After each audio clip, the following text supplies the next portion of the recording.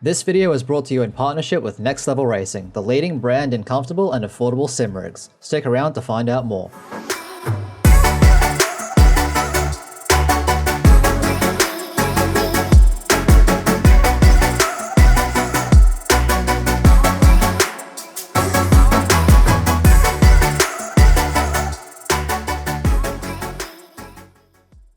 Hello everybody and welcome to another episode of League Racers Insight, the show that is dedicated to helping you be the fastest that you can be. This week the MRL has its mid-season break, so we thought we'd give everyone the Misfits Racing League Guide to League Racing. Timestamps for the different sections can be found in the description below. So, without further ado, let's get started. Firstly, what is League Racing? League Racing is the name given to organised online racing competitions, where drivers test their skills against others around the world to compete for wins and championships. For F1 2020, most league races run the 50% distance format, with an 18-minute qualifying session beforehand to determine the starting grid. Unlike real Formula 1, where the event takes place over 3 separate days, league races on F1 2020 only last approximately 60 to 90 minutes at a time. While there are other organisations that use different formats, such as full 3-session qualifying and full 100% distance races, the short qualifying and 50% race is what most leagues run. The cars are also set to equal performance. Unlike real F1 where teams are consistently developing their cars throughout the season to eke out every last ounce of performance, all the cars are set to an equal spec, which leaves the pace solely to the driver's ability and car setup. Those are the basics on what league racing is. If you have any further questions, feel free to leave them in the comments below. So, how do you prepare for league races? As we are all competitive race drivers, everyone wants to do the best that they can. This means that oftentimes it will be a good idea to practice for the next circuit to maximize your results. For the sake of this video, we have broken it down into 3 sections: learning, adapting, and perfecting. Firstly, learning. It is important that before you hit the track on race day, you are familiar with the layout of the track and where the time is around the lap. There are a number of ways you can do this. We would recommend either time trial or online practice sessions for this section. Time trial is a great way to learn the layout and the lines of the circuit, as it allows you to do lots of laps very quickly, as well as being able to enable a ghost car of someone faster than you so you can see what lines they are doing differently and where you are losing time around the lap.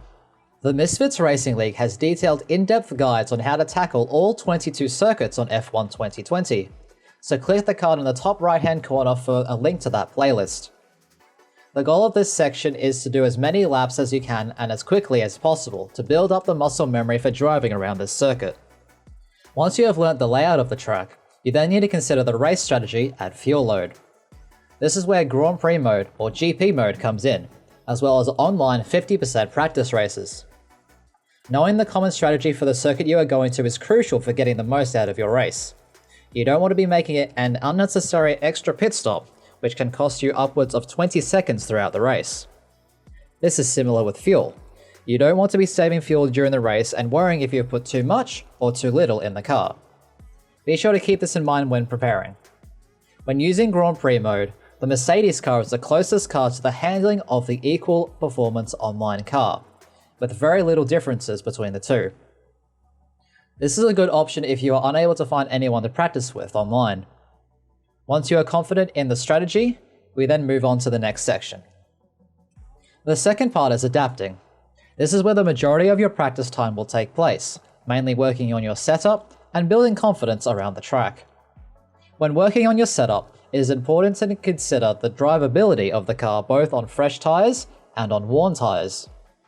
This is the main reason we don't recommend time trial for this section, as setups that may be effective in time trial for 1 lap may be extremely hard to drive and control on worn tyres or harder compounds.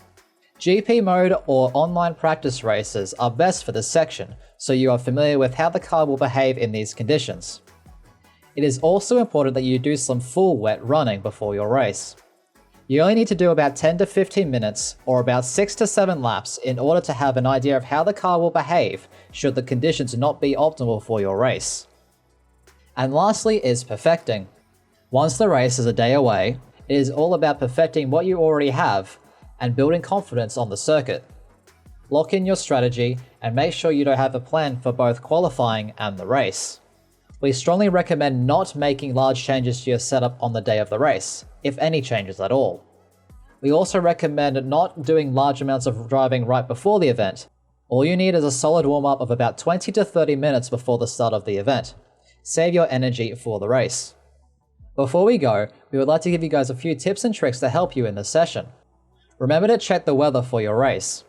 This will determine whether or not you will be using a purely dry setup or one that is slightly compromised in order to have better handling in the rain. We would only recommend changing the setup if the vast majority of the race is heavy rain. However, you can use your own judgment based on the weather forecast of the event. Make sure in your first run of qualifying that you get a time on the board. It doesn't need to be the fastest lap that you've done, but at tracks where invalidations are common, such as Canada or Austria, it is important that you have a banker time to fall back on. This will lift off some pressure in the later runs and you don't leave it all to a one-shot qualifying at the end of the session. Build up to your fastest run throughout the session. When lining up on the grid, empty your mind. The start of the race is always scary, and usually the most dangerous time of the race, especially if you are starting in the middle of the grid. Make sure you commit to your line through turn 1 and give other cars as much space as possible. Losing a couple of positions is always better than spinning your car or receiving damage on the first few corners. Be sure to take it easy and ease yourself into a rhythm in the opening stages of the race. Make sure you stay calm and focused during the race. Sometimes things happen out of your control that put you in a less than ideal position. When this happens, remember to stay calm and focused. When you start driving angry, that tends to lead towards more and more mistakes, which can spiral out of control. If things don't go your way, focus on damage limitation. Now a word from our partners Next Level Racing. Next Level Racing is your one-stop shop for comfortable and affordable sim rigs. If you're looking to take your sim racing experience to the next level, click the link in the description below and check out their range of rigs. They have options regardless of price point. Once again, we thank them in supporting us grow the sim racing community. That is all from us this week. We hope you found this helpful and we will be back next week with our race week around Austria.